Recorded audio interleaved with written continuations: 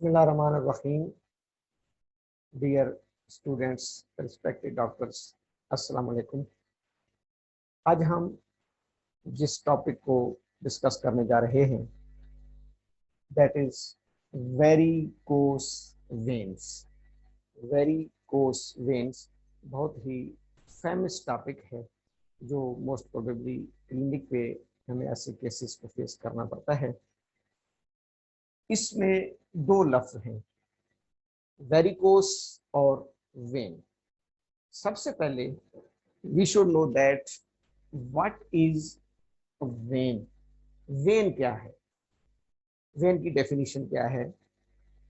Anatomy में vein is a blood vessel which drains the blood from organs to the heart.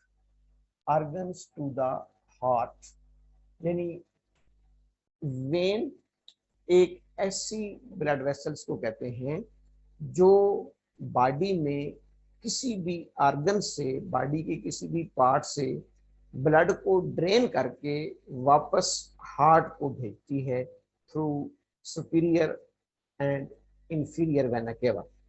जैसे हमारी body में दो blood vessels होती हैं, एक arteries which carry the blood from heart to the organ, जो heart से ऑर्गन को ब्लड सप्लाई करेगी, that is called artery.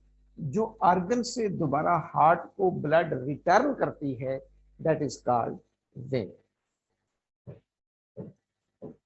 All the veins are mostly contains deoxygenated blood.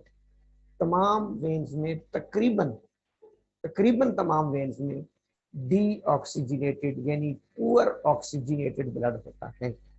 लेकिन मैंने ऑलमोस्ट इसलिए कहा है कि बॉडी के अंदर एक सिस्टम या एक वेन्स ऐसी है which is called pulmonary veins which contains oxygenated blood, not the deoxygenated blood. Pulmonary circulation हमारे सिस्टमेटिक सर्कुलेशन के उल्ट होती है। सिस्टमेटिक सर्कुलेशन में आर्टरी ऑक्सीजनेटेड ब्लड लेके जा रही होती है ऑर्गन्स को, और वेन्स डीऑक्सीजनेटेड ब्लड वापस रिटर्न कर रही होती है।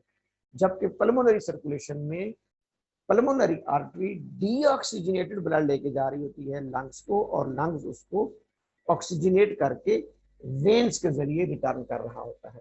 ये तो डेफिनेशन होगी वेन्स की। अब जो दूसरा लफ्ज है दैट इज वेरिकोस।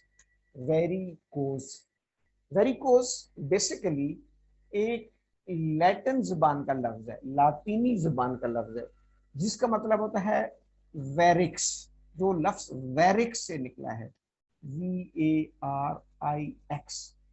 वेरिक्स से ये लफ्ज वेरिकोज निकला है। इस वेरिक्स का मतलब इंग्लिश में ट्विस्टेड होता है। ट्विस्टेड यानी मुड़ा हुआ। इसको हम प्रॉपर डिफाइन करेंगे तो ट्विस्टेड का मतलब होता है, या वेरिकोज का मतलब होता है any veins which have lost their natural shape।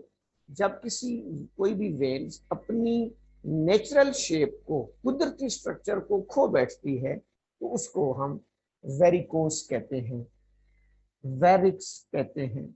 अब प्रॉपर इसकी पैथोलॉजिकली अगर हम देखेंगे तो varicose veins are those veins which becomes enlarged, बड़ी हो जाती हैं, डायलेटेड फैल जाती हैं, ट्विस्टेड और ओवर ब्लड फिल्ड, या जिनके अंदर ब्लड ओवरफिल्ड हो जाता है। ये तमाम टर्म्स, तमाम डेफिनेशंस वेरिकोज वेन्स को डिफाइन कर रही हैं। Varicose veins are those veins which becomes enlarged, dilated, overfilled or twisted,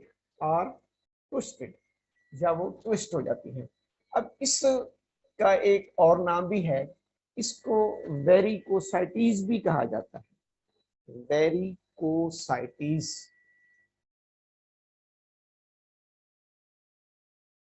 वेरिकोसाइटिस वेरिकोसाइटिस जैसे हम एब्डोमेन में एक लफ्ज यूज होता है ascites, accumulation of fluid in the peritoneum, abdominal cavities, interstitial spaces is called ascites। इसी तरीके से जब वेन्स ओवरफिल्ड हो जाती हैं ब्लड से तो इनके लिए दूसरी टर्म यूज होती है वेरिकोसाइटिस। तो वेरिकोस वेन्स, वेरिकोसाइटिस, ये तमाम एक ही जुमरे में इस्तेमाल होते हैं।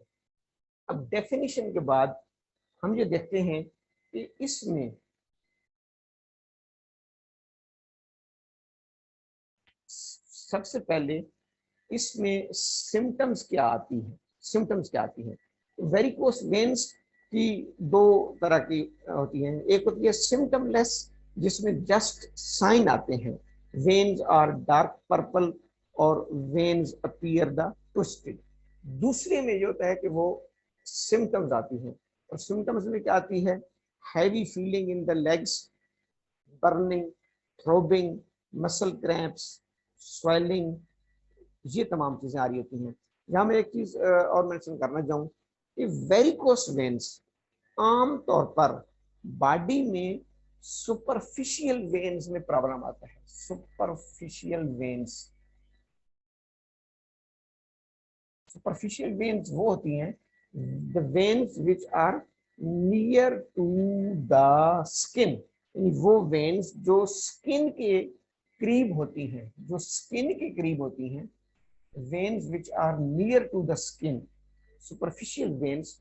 जैसा हमें पता है कि हमारी डीप वेन्स भी हैं, हमारे डीप ऑर्गन्स में भी वेन्स हैं, हर जगह पे हैं, लेकिन वेरिकोस वेन ज्यादातर सुपरफिशियल एरियाज में आते हैं। सुपरफिशियल एरियाज में हमारी स्किन है, और मोस्ट प्रोबेबली हमारे लिम्स में, अपर और लोअर लिम्स में। और फिर इन दोनों में से सबसे जो ज्यादा वेरिकोस वेन के चांसेस हैं वो लोअर लिम्स में होते हैं, लोअर लिम्स में, जिसमें मोस्ट प्रोबेबली लेग्स। इसलिए आपको सबसे ज्यादा ये केस लेग्स में वेरिकोस वेन्स के मिलते हैं। क्यों कि एक तो अपर बॉडी का प्रेशर लोअर बॉडी पे पड़ रहा होता है, दूसरा फोर्स ऑफ ग्रेविटी की वजह से हमारा ब्लड जो है वो ग्रेविटेशनल फोर्स की वजह से इसको कशिश शक्ल अपनी तरफ खींचती है, और इन लोअर एक्सट्रीमिटीज और लोअर लिम्स को ग्रेविटेशन के अगेंस्ट ब्लड रिटर्न करना पड़ता है। तो इसलिए यहाँ पर जो वेरिकोस का ज्यादातर प्रॉब्लम आता है वो हमारे लोअर लिम्स यानी लेग्स में आता है।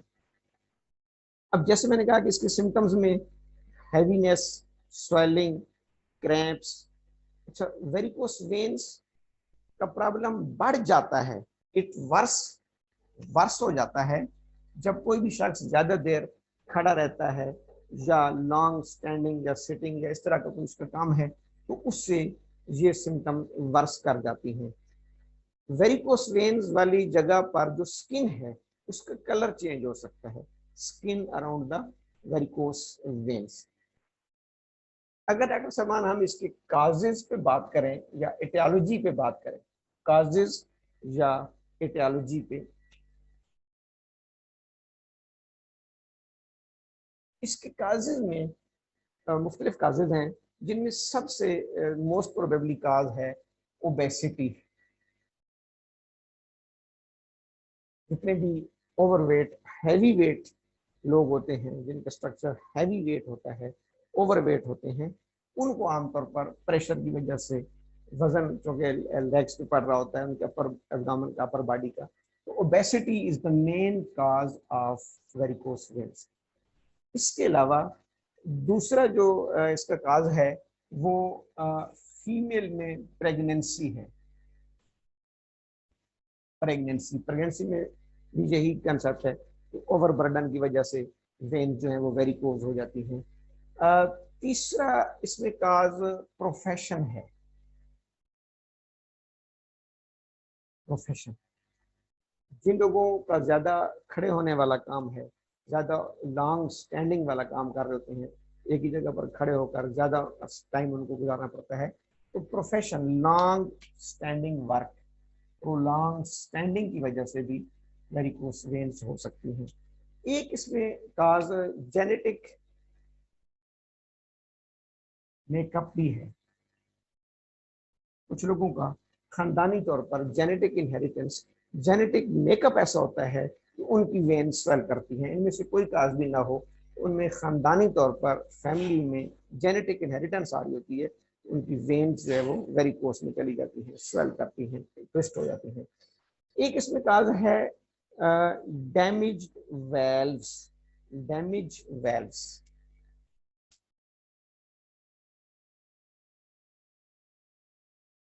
डैमेज्ड वेल्व्स, हमें जैसे पता है कि हमारी बॉडी में दो सिस्टम हैं, आर्टेरियल सिस्टम और venous system. Arterial system heart से ब्लड को लेकर हमारे ऑर्गन्स को सप्लाई करता है। फिर चूंकि ऑर्गन्स हार्ट की पंपिंग, हार्ट की फोर्स के अगेंस्ट उसको रिटर्न कर रहे होते हैं, जैसे हमें पता है कि हमारी aorta, artery, arteriole, arterial capillaries, ये हमारा आर्टरी का क्लासिफिकेशन है, बाइफर्केशन है। इसी तरीके से वीनस कैपिलरीज, छोटी कैपिलरीज होती हैं, वो आगे जाकर वीनोल्स बनाती हैं, वीनोल्स आपस में ज्वाइन करके वेन बनाते हैं, और वेन्स आगे ज्वाइन करती हैं वेना केवा को। तो चूंकि वेन्स हार्ट के फोर्स के अगेंस्ट ब्लड को रिटर्न कर रही होती हैं, तो कुदरत ने इनमें वेल्व्स लगाए हुए हैं, छोटे छोटे वेल्व्स लगाए हुए हैं, ताकि ब्लड फ्लो बैक ना हो, बैक फ्लो ना हो। तो बाज़ औक़ात वेन्स के अंदर अगर ये वेल्व्स भी डैमेज हो जाएं या प्रॉब्लम्स खराब हो जाएं, एबनॉर्मल हो जाएं, तो इससे भी वहाँ पर फिर कंजेशन ऑफ द ब्लड या जो है वो ओवरफिलिंग ऑफ द ब्लड होना शुरू हो जाता है, और वेन्स वेरिकोस कर सकती हैं। ये 3-4 इसके मेन काजेज हैं, ओबेसिटी, प्रेगनेंसी वगैरह, प्रोफेशन, जेनेटिक मेकअप या वेल्व्स का डैमेज होना। इन लोगों में वेरिकोस वेन्स का रिस्क फैक्टर्स के कौन कौन से? रिस्क फैक्टर,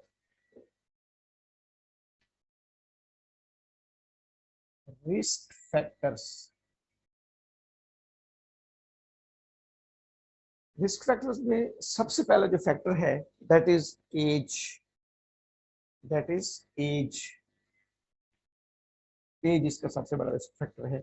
जो जो एज बढ़ती जाती है, यू नो बेटर दैट कि हमारी जो ब्लड वेसल्स हैं, आर्टरीज और वेन्स, वो आर्टीरियोस्क्लेरोसिस, एथेरोस्क्लेरोसिस रफ होना शुरू हो जाती हैं, जिसकी वजह से वेन्स के जो वेल्व्स हैं उनके अंदर tear and wear and tear आना शुरू हो जाती है, और उसकी वजह से फिर बैक फ्लो होना शुरू हो जाता है। दूसरा रिस्क फैक्टर जेंडर है, जेंडर या सेक्स। आमतौर पर ये फीमेल जेंडर में ज्यादा होता है, मेल की निस्बत फीमेल जेंडर में ज्यादा होता है, क्योंकि फीमेल जेंडर में मुसलसल ड्यूरिंग मेंस्ट्रुएशन हार्मोनल चेंजेस आती रहती हैं, प्रेगनेंसी की वजह से, इन तमाम मामलात की वजह से, ओबेसिटी की वजह से, सिजेरियन सेक्शंस होते हैं, इसकी वजह से आमतौर पर फीमेल जेंडर्स में इसका रिस्क ज़्यादा होता है बनिस्बत मेल में। तीसरा रिस्क फैक्टर बजाते खुद प्रेगनेंसी है, यानी फिर फीमेल में प्रेगनेंसी एक बहुत बड़ा रिस्क फैक्टर है। प्रेगनेंसी क्योंकि ओवर बर्डन होता है यूट्रस में, फीटस का बर्डन लोअर लिम्स पे पड़ता है, तो आमतौर पर प्रेगनेंसी के दौरान भी ये हो सकता है। फैमिली हिस्ट्री, जैसे मैंने कहा जेनेटिक मेकअप, फैमिली हिस्ट्री। उसके बाद प्रोफेशन आ गया, long sitting and standing, overweight, ये तमाम इसके रिस्क फैक्टर हैं। ये चीज़ें वेरिकोस वेन्स को क्रॉस करने में अपना किरदार अदा करते हैं। अगर हम इसकी कॉम्प्लिकेशंस में जाएं, कॉम्प्लिकेशंस में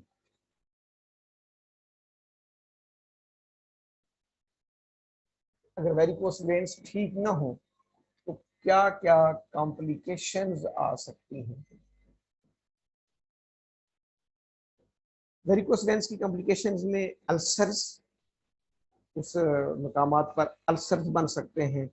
अच्छा, ब्लड क्लॉटिंग हो सकती है बिलखसूस डीप वेन्स में। Occasionally veins close to the skin burst and bleed, जो वेन्स सुपरफिशियल होती हैं, जैसे मैंने कहा स्किन के करीब, वहाँ से ब्लीडिंग हो सकती है। इसके लिए 2-3 कॉम्प्लिकेशन हैं, अल्सर्स बन सकते हैं, ब्लड क्लॉटिंग हो सकती है, और ब्लीडिंग हो सकती है। इसकी डायग्नोसिस मोस्ट प्रोबेबली जो है वो क्लिनिकल डायग्नोसिस होती है, फिजिशियन एग्जामिन करके देख कर इसको डायग्नोज करता है। अब अगर हम इसकी होम्योपैथिक होलिस्टिक अप्रोच की बात करें, क्योंकि एलोपैथिक सिस्टम में अपने सिस्टम से इसकी ट्रीटमेंट की जाती है, वहाँ पर बाज़ सर्जिकल प्रोसीजर्स की जाते हैं, बाज़ मेडिसिन दी जाती हैं। अगर हम होम्योपैथिक होलिस्टिक अप्रोच की बात करें,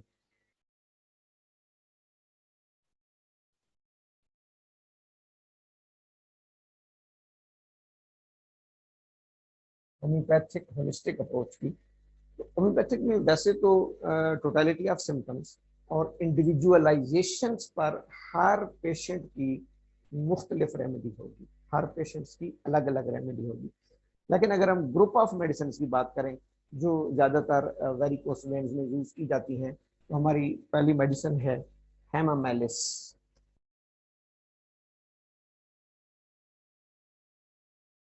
hamamelis hamamelis it is known to be a homeopathic remedy for varicose veins, most effectively stops any sort of bleeding, any sort of bleeding। बिलखसूस अगर वेरिकोस वेन्स में हमें ब्लीडिंग की सिम्टम मिल रही है तो उसमें हेमामेलिस का किरदार सबसे ज्यादा होगा। दूसरी हमारी मेडिसिन है पल्सटीला। पल्सटीला पल्सटीला की स्पेसिफिक क्या है? This medicine is specially recommended for women's who develop varicose veins during the course of pregnancy, specially during the course of pregnancy. अगर वेरिकोस वेन्स हो तो उसमें हम पल्सटीला को कंसिडर करेंगे। इसी तरीके से तीसरी हमारी मेडिसिन है Calcarea carp. Calcarea carp, this medicine is specially recommended for those patients who have varicose veins but do not suffer from any pains। यानी देखने में उनके अंदर वेन्स की बहुत ज्यादा ट्विस्टिंग और वो आ रही है, लेकिन इतनी ज्यादा उनको पेन नहीं होती, उनको कुछ बर्निंग सेंसेशन होती हैं और बिलखसूस उनमें ओबेसिटी पाई जाती है, ओबेसिटी कैलकेरिया का। और उनका पेट और अपर एब्डोमेन बिलखसूस ज्यादा हैवी भारी होता है बनस्पत बाकी बॉडी के। एमएमएल ब्लीडिंग में, पल्सटीला स्पेशली प्रेगनेंसी में, कैलकेरिया कार्ब ओबेसिटी में। एक मेडिसिन है graphites. Graphites graphites is the most effective homeopathic remedy for varicose veins that accompanied by itching and cramping। अगर वेरिकोस वेन्स के साथ ईचिंग और क्रैम्प्स पड़ रहे हैं, उस जगह पर क्रैम्पिंग आ रही है, ईचिंग आ रही है, तो फिर हमारी ग्रेफाइट्स हो जाएगी। इसी तरीके से आर्निका, हिस्ट्री ऑफ ट्रॉमा, जहां पर भी हमें चोट ट्रॉमा की हिस्ट्री मिलती है, या फिर ब्रूजिंग ब्रूजिंग इस किस्म के केस में अगर वेरिकोस वेन्स में ये साथ सोरनेस एंड ब्रूजिंग आ रही है, उसमें हम आर्निका को रिकमेंड करेंगे। ये मुख्तसर वेरिकोस वेन्स की डेफिनेशन। सबसे पहले हमने इसकी एटमोलॉजी पढ़ी कि वेरिकोस किसे कहते हैं, वेन्स की क्या डेफिनेशन है, फिर वेरिकोस वेन्स की क्या डेफिनेशन है, इसकी सिम्टम्स क्या हो सकते हैं, इसकी एटियोलॉजी, काजेस क्या हो सकते हैं, इसमें रिस्क फैक्टर कौन से हो सकते हैं। इसके बाद हमने पढ़ा इसकी होम्योपैथिक होलिस्टिक अप्रोच क्या है।